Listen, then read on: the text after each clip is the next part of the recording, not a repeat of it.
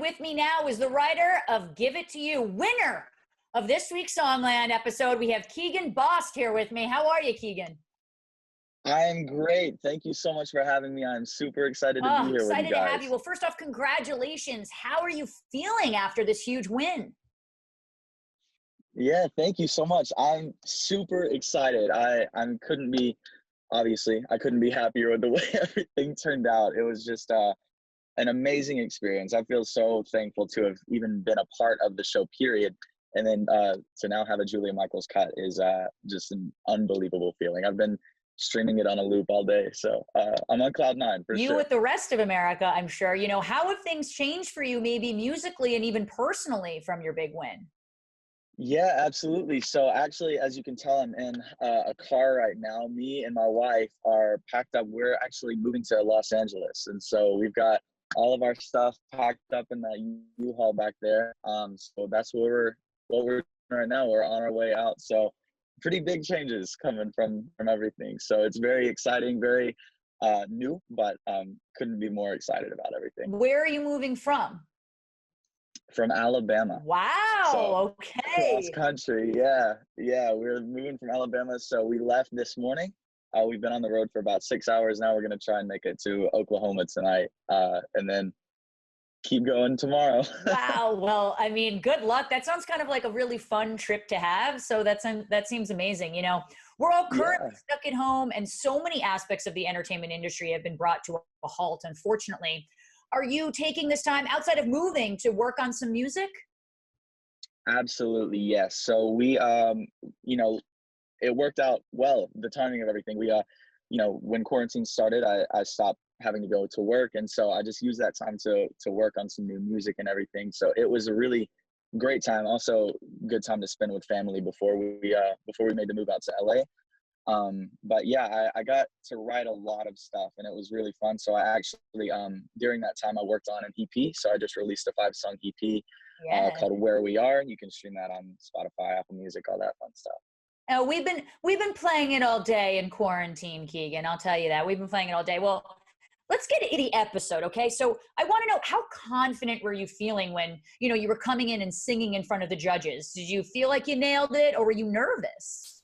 Yeah, so as far as the performance itself went, I felt really good. I was excited. I've been performing pretty much my whole life, so that part wasn't too nerve-wracking for me. Of course, I never performed on that scale, but and it's also weird, because I'm used to playing for like an audience, whereas this, you got 4 people in front of you and a camera crew, so it's kind of like a little bit more intimidating. But for the most part, I was just really excited for that aspect of it.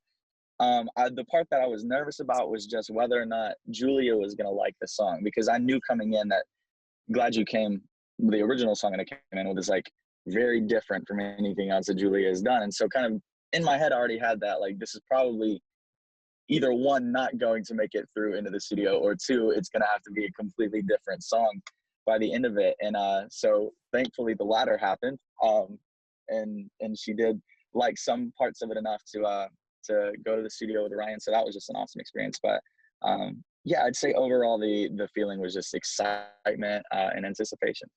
Oh, yeah, absolutely. We could feel that certainly in the audience. I'm Yeah. wondering, because you said that you write like a fiction author. What did you mean by that? I'm curious. Yeah, so I think for me, I grew up in a small town in Alabama, and I don't have a ton of life experience really. I'm 20 years old. I am married. I got married pretty young. But as far as like the content that like songs are made of, the things that people write about, I don't have a ton of that experience. And so for me, just as an exercise to write, I think what I had to do was start thinking of myself as like not writing from my point of view necessarily or telling my story, but being able to kind of tell stories that I've heard or stories that I can come up with, stuff like that, in a song form. So I think of myself as a storyteller, I guess, and then they turn into songs. But yeah, I guess that's what I mean, is like these stories that I'm telling are not usually like real stories or anything. They're kind of like, when I'm writing, I'm seeing like movie scenes, TV scenes in my head, kind of to go along with the song. So Yeah, I guess that's what I meant by that. Well, I have a feeling at 20 years old, driving halfway across the country and moving to LA, you're going to be a nonfiction writer pretty soon. You know, I Let's hope imagine you're going to have a lot of life experiences, Keegan. I imagine Yeah, this. it's Well, exciting. Yeah. yeah.